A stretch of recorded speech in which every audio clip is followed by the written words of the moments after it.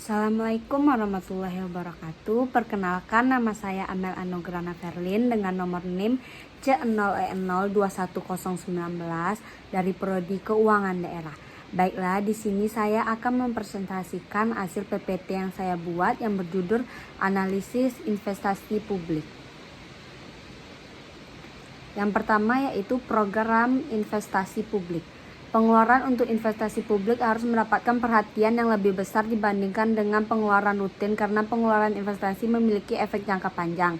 Sedangkan pengeluaran rutin lebih berdampak untuk jangka pendek. Kesalahan dalam pengambilan keputusan investasi tidak saja akan berdampak pada anggaran tahun berjalan, namun juga akan membebani anggaran di tahun-tahun berikutnya. Program investasi publik merupakan bentuk dari dual budgeting, yaitu pemisahan anggaran modal atau investasi dan anggaran rutin. Yang kedua yaitu penentuan kebutuhan investasi publik. Penentuan kebutuhan investasi publik berkaitan dengan jumlah anggaran yang akan ditetapkan bagi masing-masing unit organisasi. Analisis yang mendalam sebelum dilakukan investasi sangat penting dilakukan karena investasi publik berkaitan erat dengan masalah transparansi dan kewajaran anggaran. Ada beberapa cara dalam menggolongkan asal-usul investasi. Salah satunya pengolahannya adalah yang pertama yaitu investasi pengganti, yang kedua investasi penambahan kapasitas, yang ketiga investasi baru. Aspek kelayakan investasi.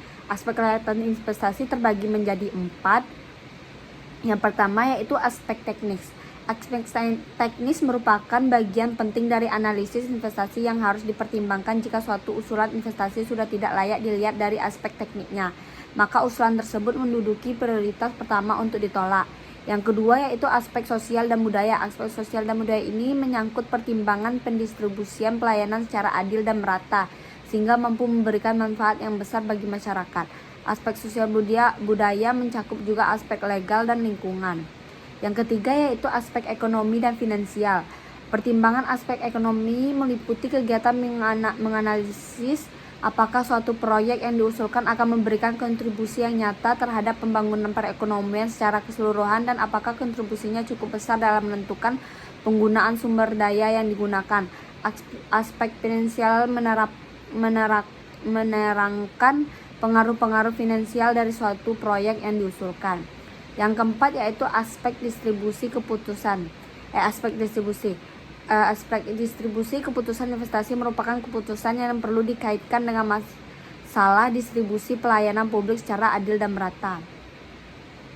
Faktor-faktor yang mempengaruhi investasi publik.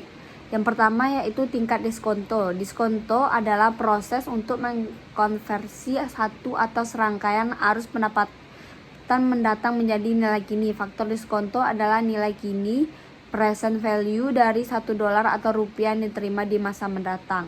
Yang kedua yaitu inflasi. Penilaian investasi harus memperhitungkan perkiraan tingkat inflasi. Ketiga yaitu risiko dan ketidakpastian. Risk rate of return akan semakin tinggi jika risiko investasi naik.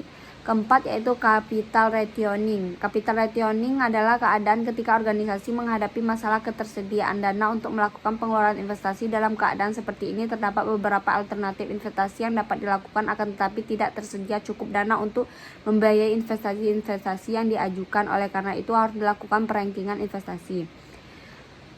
Teknik dasar penilaian investasi publik. Terdapat 4 langkah utama untuk mengevaluasi suatu proyek investasi, yaitu yang pertama identifikasi kebutuhan investasi, yang kedua menentukan semua manfaat dan biaya dari proyek yang akan dilaksanakan, yang ketiga menghitung manfaat dan biaya dalam rupiah, keempat memilih proyek yang memiliki manfaat terbesar dan efektivitas biaya yang tinggi. Terdapat beberapa teknik untuk melakukan penilaian investasi. Teknik untuk mengevaluasi investasi dibedakan menjadi 2 metode, yaitu yang pertama yaitu metode penilaian investasi tradisional dan metode aliran kas yang didiskontokan.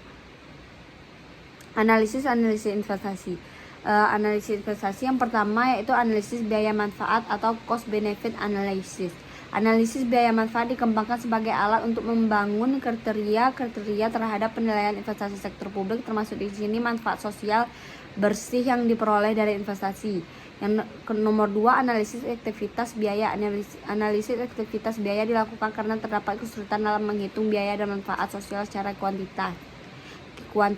Analisis cost and effectiveness meliputi penilaian terhadap biaya dan manfaat yang dapat dikuantifikasi baik di masa sekarang maupun di masa yang akan datang atas suatu proyek dengan pengaruh atau dampak yang tidak dapat dikuantifikasikan namun tidak dinilai dengan kata lain. Baiklah, sekian presentasi dari saya. Jika ada kesalahan kata atau ucapan saya mohon maaf. Saya akhiri dengan Assalamualaikum warahmatullahi wabarakatuh.